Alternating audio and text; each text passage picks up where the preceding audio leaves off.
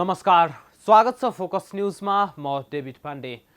हाम्रो मुलुकमा भूमिहीनको समस्या समाधान हुन नसकेको वर्षौं भइसक्यो। विभिन्न राजनीतिक दलले तिनै भूमिहीन सुकुम्बासीको समस्या समाधान गर्छौं भन्दै चुनावको बेला चर्को भाषण त गर्छन्, तर चुनाव जितिसकेपछि उनीहरूको समस्या समाधान गर्न चासो नै दिँदैनन् भन्दा फरक नपर्ला। यहाँ उनीहरूको समस्या समाधान गर्नको लागि विभिन्न आयोग पनि गठन गरिन्छन्, तर आयोगले पनि काम गर्न पाउँदैन या काम गर्न दिइँदैन।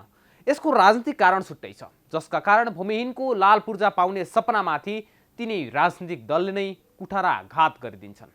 आजको फोकस न्यूज भूमिहीन सुकुम्बासीको नाममा गठन हुने राजनीतिक आयोग, उनीहरूको काम अनि राजनीतिले कसरी भूमिहीनको सपना तुहाइदिन्छन् भन्ने विषयमा केन्द्रित हुनेछ।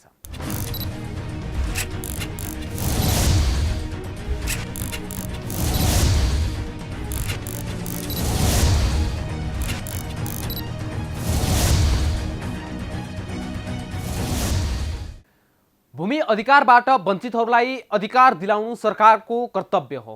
संविधानमा प्रत्येक व्यक्तिलाई सम्मानपूर्वक बाँच्न पाउने हक भएको कुरा उल्लेख छ, तर यो त लेखिएको मात्र छ भन्दा फरक नपर्ला।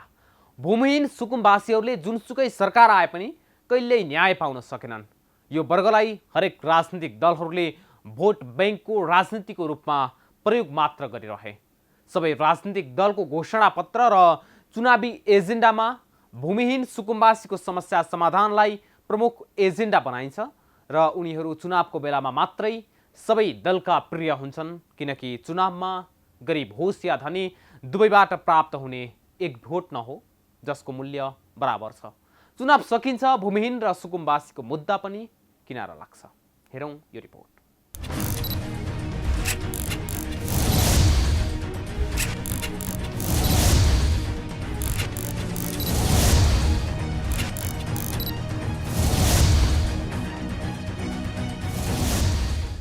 केपी ओली सरकारले गठन गरेको भूमि सम्बन्धी समस्या समाधान आयोग खारेज गर्दै सरकारले राष्ट्रिय भूमि आयोग गठन गरेको छ। वर्तमान 5 दलीय गठबन्धन सरकारले सुकुम्बासीलाई जग्गा वितरण गर्न राष्ट्रिय भूमि आयोग गठन गरेको हो। देवी गेवाली नेतृत्वको भूमि सम्बन्धी समस्या समाधान आयोग खारेज गरेको 42 दिनपछि सरकारले नयाँ नाम र नेतृत्वमा उस्तै प्रकृतिको आयोग गठन गरेको हो। सुकुम्बासीलाई जग्गा बाँड्ने नाममा गठन भएको यो नेपालको भूमि सम्बन्धी 10औं आयोग हो। मन्त्री परिषद बैठकले गठन गरेको आयोगमा केशव निरौला अध्यक्ष र नहेन्द्र खड्का उपाध्यक्ष नियुक्त भएका छन्। भूमि व्यवस्था, सहकारी तथा गरिबी निवारण मन्त्रालयले बनाएको आयोग गठन सम्बन्धी मस्यौदा स्वीकृत गरेर सरकारले अध्यक्ष र उपाध्यक्ष नियुक्ति गरेको हो। नयाँ आयोग गठन आदेश अनुसार केन्द्रीय तहमा सदस्य सचिव निजामती सहित 9 जना पदाधिकारीको व्यवस्था गरिएको छ, जसमा अध्यक्ष र उपाध्यक्षका अलावा 3 विज्ञ, 3 सदस्य र 1 सहसचिव तहको सदस्य सचिव रहनेछन्। यसअघि 1 अध्यक्ष, 4 सदस्य, 1 सदस्य सचिव र 7 प्रदेशबाट 1 प्रतिनिधि सहित 13 सदस्यीय पदाधिकारी थिए। नयाँ संरचनामा प्रादेशिक सहभागिता हटाइएको छ। यसअघि पूर्व प्रधानमन्त्री केपी शर्मा ओलीको सरकारले 2077 साल वैशाखमा देवी प्रसाद गेवालीको नेतृत्वमा भूमि सम्बन्धी समस्या समाधान आयोग गठन गरेको थियो। ओली सरकारको बहिर्गमनसँगै गत साउन 19 गतिको मन्त्री परिषद बैठकले भूमि आयोग खारेज गर्ने निर्णय गरेको थियो, तर भूमि आयोगले निर्णय खारेज गरिएपछि सर्वोच्च अदालतमा निर्णय खारेज सम्बन्धी 4 वटा रिट परेका थिए। निवेदकको रिटमा भूमि आयोग खारेज गर्ने मन्त्री परिषदको निर्णयले भूमि सम्बन्धी मौलिक हकको उल्लङ्घन भएको भन्दै सरकारको उक्त निर्णय बदर गर्न माग गरिएको छ। सरकारले भूमि सम्बन्धी समस्या समाधान आयोग विघटन गरेपछि प्रतिपक्ष नेकपा एमाले सडकमा समेत प्रदर्शन गरेको थियो। रिटको पेशी साउन 25 गतेलाई तोकिएको थियो। सर्वोच्च अदालतले भूमि सम्बन्धी समस्या समाधान आयोग खारेज गर्ने निर्णय कार्यान्वयन नगर्न अल्पकालीन अन्तरिम आदेश समेत त्यसबेला दिएको थियो। साथै दुवै पक्षलाई न्यायाधीश ईश्वर खतिवडाको एकल इजलासले अन्तरिम आदेशलाई निरन्तरता दिने कि नदिने भन्नेबारे छलफल गर्न भदौ 1 मा बोलाएका थिए। भदौमा बोलाइए पनि कुनै छिनोफानो नभएपछि आयोग खारेज विरुद्ध अदालतमा मुद्दा विचाराधीन रहेकै अवस्थामा नयाँ आयोग गठन गर्नु कानुन विपरीत रहेको कानुनविदले बताएका छन्। सर्वोच्चले आगामी असोज 4 मा नयाँ पेशी तोकेर छलफलका लागि बोलाएको छ, तर त्यसको बेवास्ता गरी नयाँ आयोग गठन गर्नु कानुन विपरीत गतिविधि भएको आरोप लाग्ने गरेको छ। उच्च स्तरीय भूमि सुधार आयोगका पूर्व अध्यक्ष केशव बडालले भूमि सम्बन्धी समस्या समाधान आयोग खारेज गरेर देउवा सरकारले जनता मार्ने काम गरेको र यो नयाँ आयोगको कुनै काम नभएको बताए। 9 लाख करिब 9 लाख भन्दा चान्सुन परिवार जो अव्यवस्थित बसोबासी, त्यो भनेको के हो भने धेरै मान्छेले कहाँबाट जमिन ल्याएर दिने।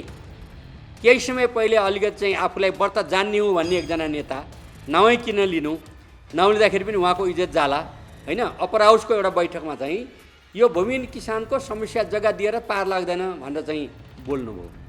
यो भनेको चाहिँ अज्ञानताको चरम या त चरम अज्ञानता हो या त भनेको भूमिहीन किसान र अव्यवस्थित बसोबासी किसानमाथिको आक्रमण हो।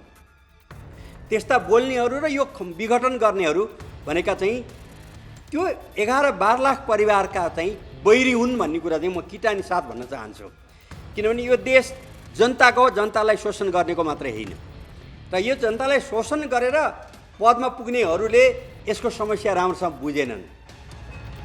2047 साल मङ्सिर 9 गते तत्कालीन आवास तथा भौतिक योजना मन्त्री बलबहादुर राईको अध्यक्षतामा पहिलोपटक सुकुम्बासी समस्या समाधान आयोग गठन भएको थियो। त्यस यता 15वटा आयोग बन्दासम्म 18 जना अध्यक्ष बन्ने र फेरिने क्रम जारी नै रहेको छ। प्राय सरकार फेरिएपछि अघिल्लो आयोग खारेज गर्दै उही प्रयोजनका लागि नयाँ नामको आयोग गठन गर्ने र नेतृत्व नियुक्त गर्ने गरिएको छ।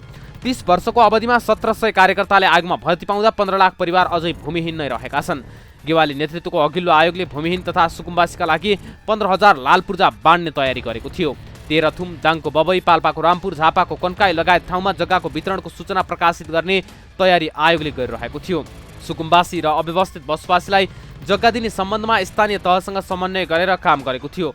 लगत सङ्कलन गरिएका स्थानीय तहबाट 12 लाखले फारम भरिसकेका थिए भने अन्य 5 लाखले भरेको फारमको नतिजा आउनै बाँकी थियो। 114 स्थानीय तहमा आयोगले 618 जना नापीका प्राविधिकबाट जग्गा नापीको काम अघि बढाएको थियो। 9,000 बिघाभन्दा बढी जग्गा नापिसकेको थियो।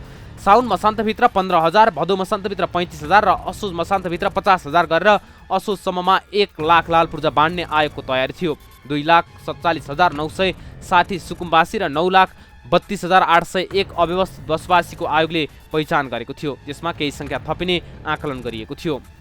100 वर्ष 50 वर्षभन्दा लामो समयदेखि निरन्तर ज्योतिभोगी आएका जग्गाकै यो समस्या हो। उहाँले ज्योतिभोगी आउनुभएको छ, त्यसैभित्रको निश्चित जग्गा उहाँहरूको नाममा लाल पूर्जा हुन्छ होइन, बढी रहेछ भनेदेखि अरू भूमिहीन किसानको निम्ति ट्रान्सफर गर्ने व्यवस्था छ भनेपछि 2,81,000 परिवार भनेको चाहिँ करिब 12 लाख पपुलेसन, 13 लाख पपुलेसन भनेको टोटल भूमिहीन किसान केही पनि नभएको, जसमध्ये धेरै ठुलो सङ्ख्या भनेको चाहिँ अति अल्पसङ्ख्यक वा दलित समुदाय हुनुहुन्छ र उहाँहरूको निम्ति यो जमिन उपलब्ध गराउने अभियानमा अन्तिम चरणमा मैले भने नि यसमा अब 753 मध्ये 743सँग समझौता भइसकेको उहाँहरूले गरिसकेको, 719को भनेको चाहिँ रेकर्ड अब सङ्कलन गरिसकेको, 222 पालिकाको भनेको त त्यो चाहिँ पुरै डाटा इन्ट्री समेत भइसकेको अवस्था।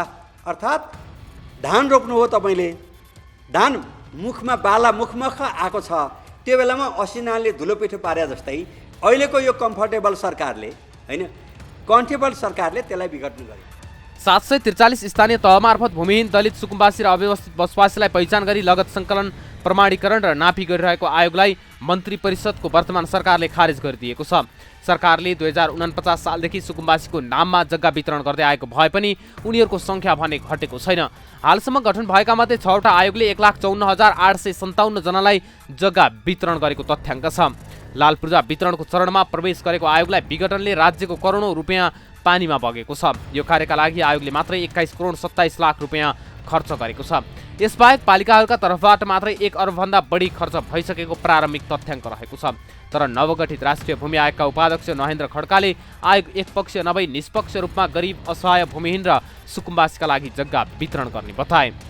हामी चाहिँ पहिलो चरणमा नीतिगत ढङ्गले हिजोका सबै आयोगहरू बन्दा के कस्ता समस्याहरू थिए, जस्तै राजनैतिक सहमति बनाउने कुरा, राजनैतिक ढङ्गले यो समस्या समाधान गर्नका लागि प्रयत्न गर्ने कुराहरू पहिलो चरणमा हामी नीतिगत संरचनागत समस्याहरू जे छन् तिनलाई हामी टुङ्ग्याउँछौँ। केन्द्रीय आयोग कम्प्लिट गर्छौँ, जिल्लाका समितिहरू आयोगहरू कम्प्लिट हुन्छन्। दोस्रो चरणमा हामीले थपिएका टिओआरमा थपिएका विषयहरूसहित ओरिएन्टेसनहरू अभिमुखीकरण गर्ने कामहरू गर्छौँ।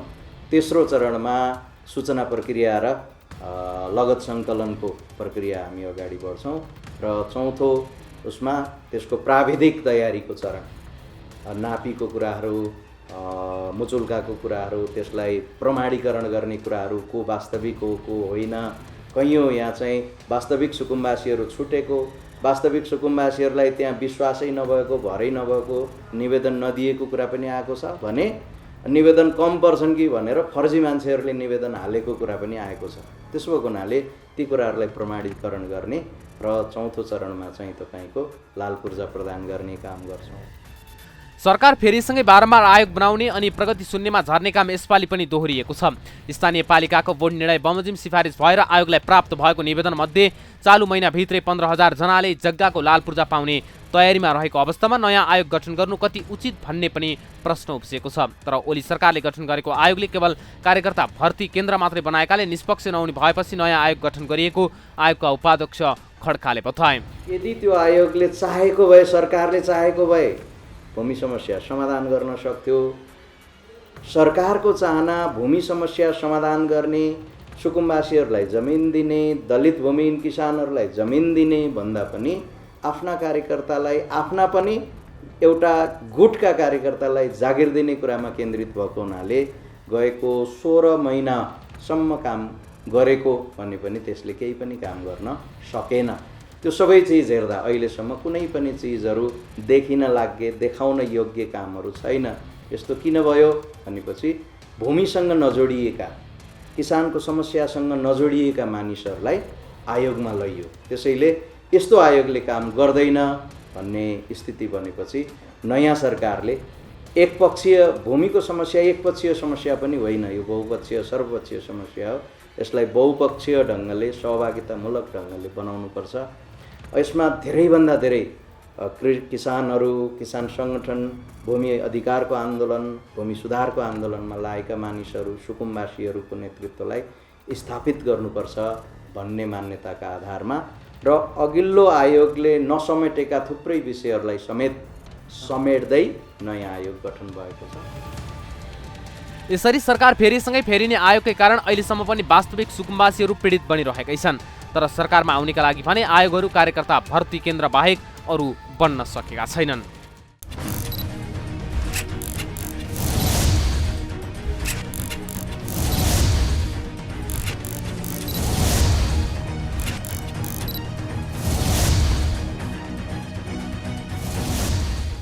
वर्षौंदेखि सुरक्षित आवास र खेतीका लागि जमिन पाउने आशामा बाँचिरहेका छन्। यो क्रम निरन्तर जारी छ। यस क्रममा सुकुम्बासी भूमिहीनहरूको पुस्ता फेरिए, देशमा शासन गर्ने दल र नेतृत्व गर्ने नेताहरू फेरिए, तर पनि उनीहरूको मुद्दा भने जस्ताको तस्तै छ। यी लगायतका विषयवस्तु सहित उपस्थित हुनेछौँ एकैछिनको विश्रामपछि।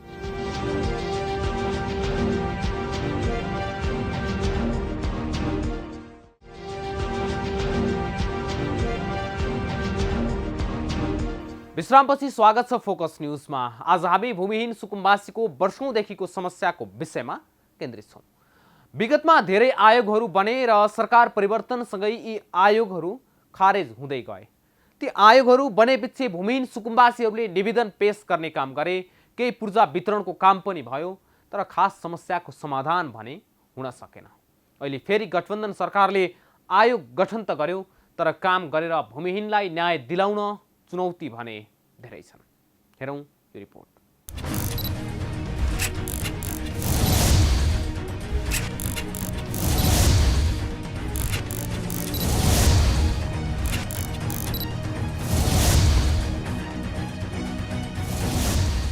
नेपालको कुल भूभागको लगभग 28% क्षेत्रफलमा मानिसको बसोबास र आबाद कमोत छ।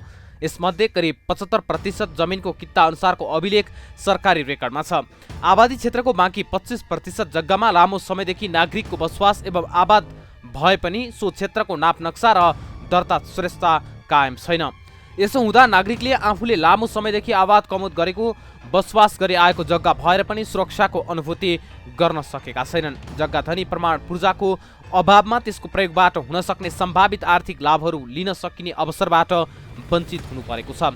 त्यस्तो जग्गा सरकारी प्रणालीमा दर्ता नभएको र औपचारिक किनबेच हुने भएको कारण जग्गाबाट प्राप्त हुने राजस्व, रजिस्ट्रेसन दस्तुर, मालपोत आदि सरकारले गुमाइरहेको छ। भूमिहीनता अर्को जटिल समस्याको रूपमा रहेको छ। भूमिहीन दलित एवं भूमिहीन सुकुम्बासीहरू पुस्तौंदेखि जमिनको स्वामित्वबाट वञ्चित छन्। उनीहरू कतिपय जोखिम स्थानमा बसोबास गर्न बाध्य छन्। विपदको बढी मार खेप्नेहरू पनि उनीहरू नै छन्। गरिबीको रेखामुनि रहेका र जीविकोपार्जनका लागि ज्याला मजदुरी गर्ने ठूलो संख्या यही वर्ग हो। भूमिहीन एवं सुकुम्बासीहरूको व्यवस्थित लगत छैन। भूमि र सोको कानुनी हकबाट वञ्चित हुनुको असर गरिबी र हिंसा वृद्धिमा समेत परेको छ।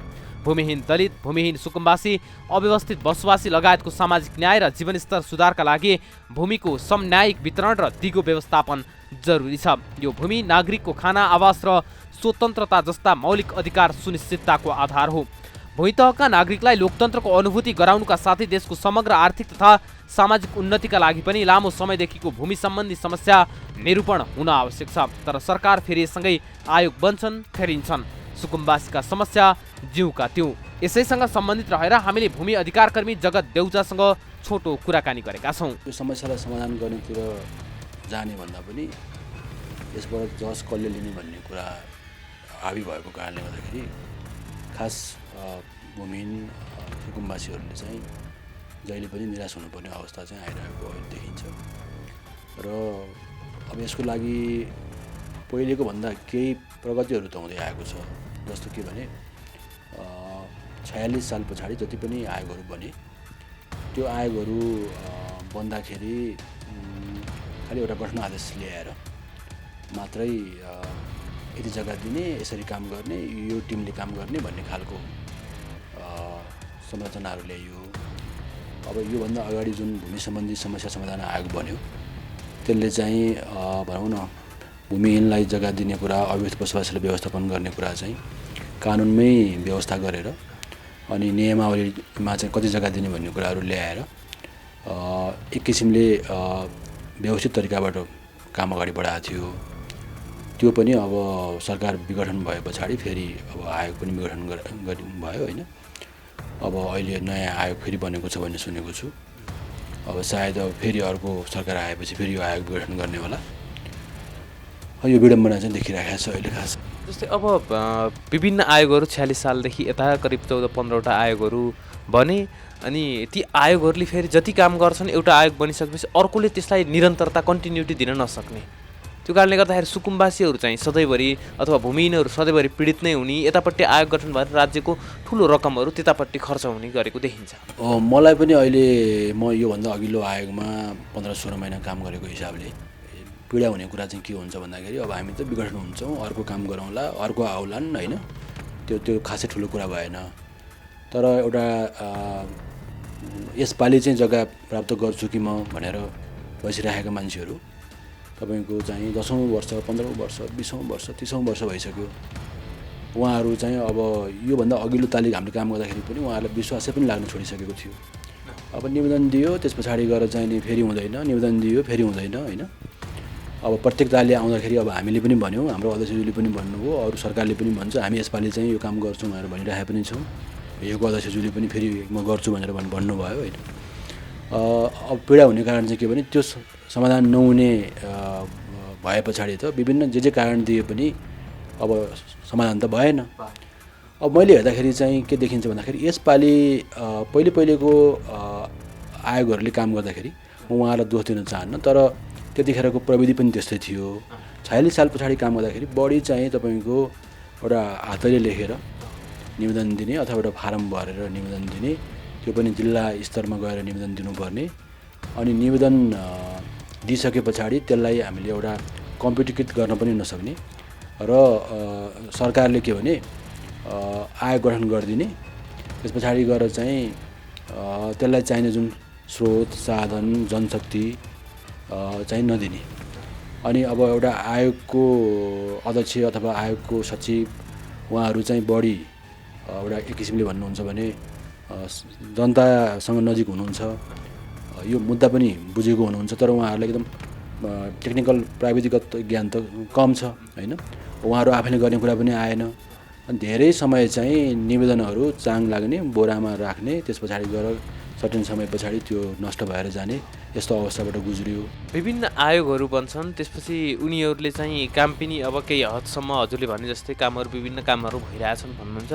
अनि जनता अथवा जनता भन्नाले भूमिहीनहरू, सुकुम्बासीहरूले चाहिँ जग्गा नपाइरहेको अवस्था हो।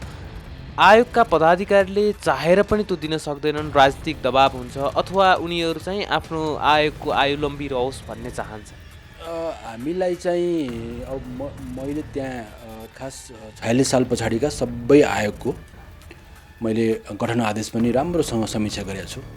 मन्त्रालयको एकजना सर र म मिलेर एउटा किताब पनि निकालिदिएको छु। त्यो चाहिँ मान्छेलाई जानकारी होस् भनेर, जोसुकै सरकारले आयोग बनाओस् 3 वर्ष दिने हो कि 5 वर्ष दिने हो कि उसलाई चाहिँ त्यो समयमा चाहिँ कसैले सरकार फेरिए पनि उहाँहरूलाई हटाउन नसक्ने किसिमको म्यानेट नदिने हो भने काम हुन सक्दैन। किनभने त्यहाँ त्यो अस्थायी खालको समय दिएर जतिखेर पनि हटाउन सक्ने खालको समय दिएर आयोग बनाए पछाडि तपाईँको कर्मचारीहरूले हेर्ने दृष्टिकोणमा पनि समस्या हुँदो रहेछ। अब यिनीहरू हामी थाहै हौँ, यिनीहरू चाहिँ जतिखेर पनि हट्ने जान सक्छन्। अब यिनीहरूले चाहिँ अराको काम हामीले नमाने के फरक पर्छ, यस्तो किसिमको चाहिँ हुँदो रहेछ। त्यो सबैमा होइन। मैले देखेँ त्यहाँ सरकारी कर्मचारीहरू पनि कोही बिहान 8 बजी आएर 6 बजीसम्म काम गर्ने होइन, नतिजा निकाल्न पाए हुन्थ्यो, नतिजा आएन, जग्गाको पूर्जा बाँड्न पाए हुन्थ्यो, के गर्ने होला भन्ने चिन्तित हुने खालको एउटा समय पनि छ। गर्दै जाउँ जसुकै होला भन्ने पनि एउटा समय छ। र हामीले चाहिँ तपाईँलाई भन्नुपर्दाखेरि जुन असार या साउनमा हामीले केही न केही पूर्जाहरू बाँड्न सक्थ्यौँ। हामीले त्यो तयारी पनि हामीले गरेका थियौँ। पूर्जा पनि हामीले छापिसकेको हो, तर भित्रैबाट हामीलाई काम गर्नु दिएन। खास गरी यो आयोगलाई पूर्जा बाँड्न नदिने, अब सरकार फेरिन्छ ढिलो चाँडो, यिनीहरूलाई किन जस दिने भन्ने हिसाबबाट, जस्तो हामी रसुवामा जग्गा दिनलाई सबै प्रक्रिया पुरा गरिसकेका थियौँ। त्यहाँको एकजना अधिकृत चाहिँ जसले त्यो डकुमेन्टमा साइन गर्नुपर्ने थियो, उहाँ लामो बिदा लिएर बस्दिनु भयो। पाल्पामा हामीले चाहिने करिब 700-800 पूर्जा तयारी पारिसकेका थियौँ। एकजना अहिलेको पहिलाको सरकारसँग त्यति सहमत नहुने, अहिलेको सरकारको पक्षमा लागेकै एकजना चाहिने हाम्रो त्यहाँको चाहिँ पदाधिकारी हुनुहुँदो रहेछ भनेको यतापट्टि सरकारको पदेनतर्फको, उहाँले चाहिँ विभिन्न बहाना गराएर त्यहाँको हाम्रो, मैले सम्झाउनु पर्छ, पाल्पाको अध्यक्ष एकबहादुर भण्डारी, उहाँ चाहिँ अलिकति उमेरले पाएको हुनुहुन्थ्यो। यति खट्नुभयो उहाँले परिणाम पनि निकाल्न खोज्नु भएको थियो, तर त्यो दिएन, उहाँलाई दिएन। यस्तो समस्याहरू चाहिँ हामीले झेल्यौँ।